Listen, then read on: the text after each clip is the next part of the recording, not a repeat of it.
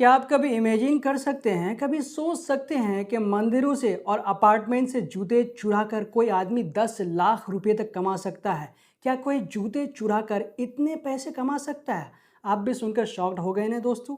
असल में ये जूते चुराने का धंधा चंद दिनों से नहीं बल्कि पिछले 7 साल से कर रहा है, जिसमें अब तक इन चोरों ने 10,000 से अधिक जूते चुरा कर बेच चुका है। जो शख्स अपने महंगे महंगे जूते पहनकर मंदिरों में जाया करते थे, जिन अपार्टमेंट्स में अमीर ज़्यादा लोग रहते थे, उन अपार्टमेंट्स में जाकर ये ढाबा बोलते थे और उन लोगों के जूते चुरा लिया करते थे। कहने को तो ये पेशे से ऑटो रिक्शा चलाते थे, लेकिन ऑटो रिक्शा चलाना इनका एक बहाना था। असल मकसद इनका रिक्शा चलाने के बहाने मंदिरों के बाहर और अपार्टमेंट में जा जाकर पहरा करना था और रात में उन जगहों पर जाकर जूता चुराना था। जो पिछले 7 साल से इस काम को अंजाम दे रहा था। तो आखिरकार किस तरह से वो पुलिस के गिरफ्त में आ गया? ऐसी कौन सी चूक की जिस वजह से उनका भांडा फूट गया और वो पकड़ा गया? जब आप इसके बारे में सुनेंगे तो आप ताज्जुब में पड़ जाएंगे। इसलिए इसके बारे में हम आपको वीडियो के अंत में बताएंगे। सलाम, नमस्कार, आदाब दोस्तों। जहाँ पर देश में बेरोजगारी और महंगाई आसमान की बुलंदियों को छू रहा है, तो वहीं पर एक ऐसी खबर सामने निकल कर आई है जिसे सुनकर पुलिस भी खुद शॉक्ड हो गई है। ये सच्ची और पक्की घटना बेंगलोर शहर का है, जहां पर गंगाधर और येलप्पा नाम के दो शख्स पिछले 7 साल से इस काम को अंजाम दे रहा था। कहने को तो ये दोनों ऑटो रिक्शा चलाते थे, लेकिन असल में ये दोनों रिक्शा चलाने के बहाने मंदिरों के बाहर से, अपार्टमेंट के बाहर से लोगों के महंगे महंगे जूतों को चुराया करते थे। एक दिन ये दोनों इसी जूते चुराने के नियत से एक अपार्टमेंट में गए।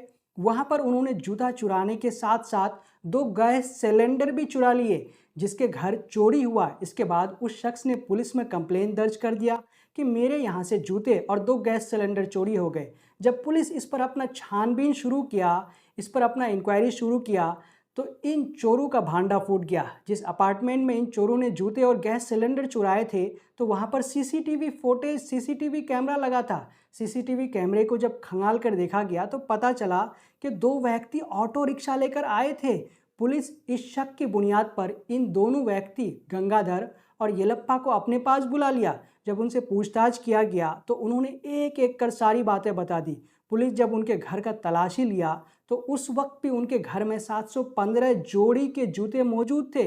पुलिस जब उनसे और ज़्यादा पूछताछ किया तो उन्होंने बताया कि पिछले 7 सालों में हमने लगभग 10,000 से अधिक जूते चुराए हैं। जिन जूतों को हम चुराया करते थे, उसे पहले साफ करते थे, उसे चमकाते थे और फिर बाद में संडे को सुबह सुबह अलग अलग बाज़ारों में, पौंडीचेरी और ऊटी जैसे टूरिस्ट मार्केट में टूरिस्ट को उन जूतों को बेच दिया करते थे। इस तरह से उन चोरों ने लगभग 10 लाख से अधिक रुपए तक का जूते बेच चुका है। 10 लाख का जो रकम बताया गया है, ये पुलिस के द्वारा बताया गया है। अब ये रकम 1 साल की है या फिर पिछले 7 सालों की है, इसके बारे में हम भी नहीं कह सकते, लेकिन आप अंदाज़ा लगा सकते हैं कि कैसे इन चोरों ने सिर्फ जूते चुरा चुरा कर इतने लाखों रुपये कमा लिए।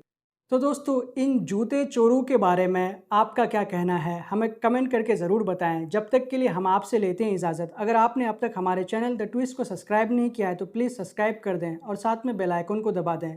जय हिंद, जय भारत।